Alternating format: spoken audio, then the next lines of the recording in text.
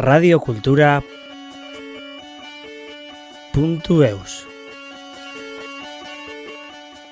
Le nom du clown Caramel, qui a bercé l'enfance de pas mal de monde ici, notamment il travaillait pour Guyane et Gascogne, l'ancêtre de Ikea. Et du coup, ils avaient annoncé son décès une certaine année, et, alors qu'il était bien vivant. Et donc on s'est dit cette année-là qu'on allait faire un petit clin d'œil à cet artiste en lui demandant une œuvre.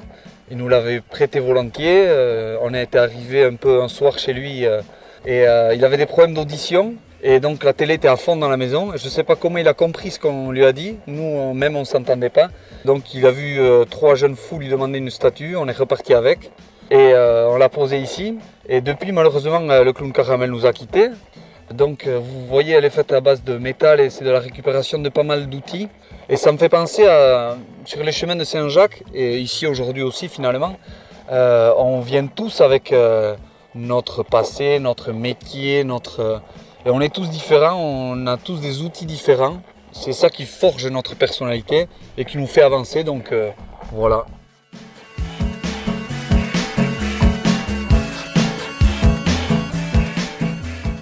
Donc moi c'est Phil Totem et je vous présente cette année donc une pièce que j'ai intitulée Vieux sage. J'ai choisi de tailler le masque d'un vieil indien. Je le vois comme un vieux sage donc qui sort du tronc, comme un peu un homme nature.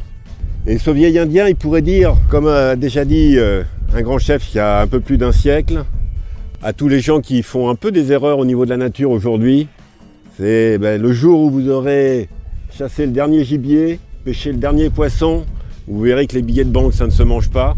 Donc voilà, mais j'espère que mon vieil indien interpellera le promeneur et qui se posera la question s'il prend bien soin à son niveau de la nature.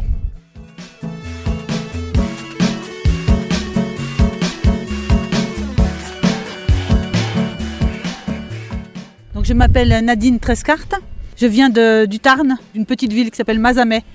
Donc ici, vous voyez une installation qui s'intitule le diaphragme. C'est pour vous permettre de pointer du regard, de souligner un paysage comme on ferait si on faisait une photo avec un appareil photo, mais à l'ancienne avec la boîte profonde, la boîte noire et le diaphragme qui se rétracte pour capturer le paysage au loin. Voilà, donc là c'est un travail que j'ai débuté il y a peu, c'est le travail avec des lignes droites pour obtenir la courbe.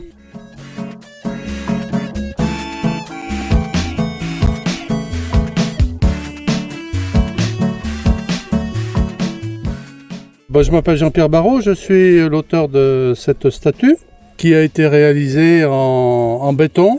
Alors sur le plan technique, j'ai d'abord fait le sujet en polystyrène et sur lequel j'ai appliqué une couche de béton de à peu près 4-5 cm d'épaisseur.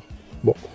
Le sujet, il m'est venu comme ça. Hein. Je voulais représenter une maman qui tient son enfant dans son bras, voilà, et puis qui marche un peu dans le vent. C'est illustré par les plis de la robe pour donner un peu pour essayer de donner du mouvement à l'œuvre. Voilà.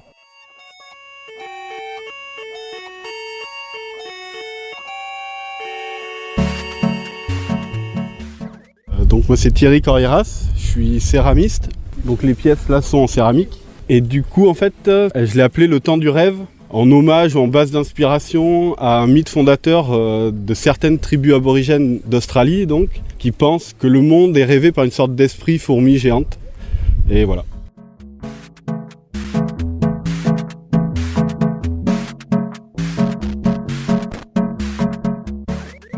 Bonjour à tous, Egunon Denedi. Donc nous sommes le foyer de vie Pémartin à Arbonne. Donc ce sont les résidents du foyer qui ont créé ces œuvres. Dans ce joli cadre, les résidents ont voulu encadrer des morceaux de notre belle nature et voilà, réalisés par des gens qu'on peut dire hors cadre aussi, voilà.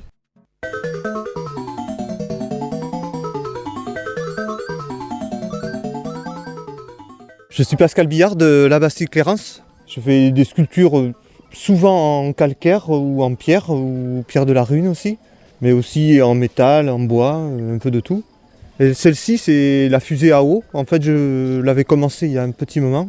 pour chercher un peu le mouvement perpétuel. Et on le trouve pas, mais disons que là en fait j'ai rajouté un panneau solaire pour activer de l'eau et c'est pour ça qu'elle tourne. Je l'ai appelée la fusée à eau. Mais normalement, quand on est dans le silence, vu son rythme, ça invite plutôt à la méditation, en fait, à quelque chose de très paisible.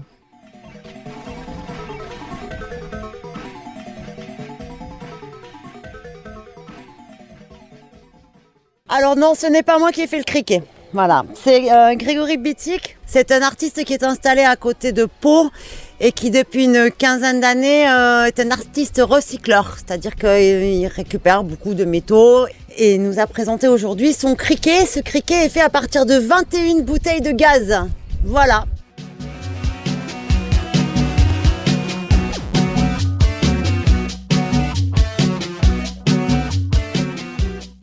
Voilà, je n'ai pas fait celle-là non plus. Il s'agit d'une œuvre de Jean-Marc Martinez, qui est un artiste de Gélos. Jean-Marc Martinez, qui est un amoureux de la ferraille, il le dit lui-même. Et c'est une passion qui lui serait venue de son père, qui était serrurier ferronnier en Algérie, dans les années 60. Voilà, donc tout ce qu'il en a dit, lui, c'est un effet de matière. Voilà, donc Jean-Marc Martinez, effet de matière, une statue en métal.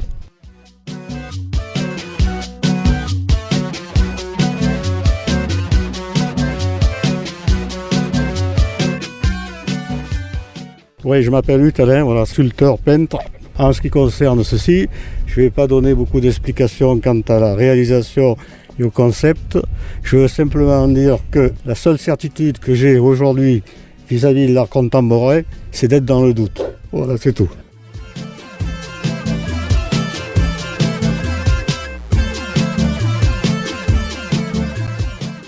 Je m'appelle Nico Radat. Je suis un artiste d'origine allemande et j'habite ici depuis 12 ans. Ça fait quelques années déjà que je travaille principalement avec les tubes de canalisation en PVC. Vu que je les regarde un peu comme synonyme pour la société industrialisée de l'homme. Du coup, pour l'œuvre ici, je travaillais donc sur des formes cubiques à la base de l'extérieur, puisque dans la philosophie grecque, Platon associe certaines figures géométriques aux éléments, donc à l'air, la terre, le feu et l'eau. Voilà. Et du coup, le cube il est associé à la terre, à l'élément de la terre, comme l'élément, mais en même temps, les énergies intérieures du globe, qui sont principalement le champ gravitationnel qui nous connecte en fait, nous tous, qui nous tient, nous tous ici. Donc voilà, deux énergies, une énergie terrestre et une énergie universelle que j'espère voilà, faire se rencontrer dans ces deux frères-là. Voilà.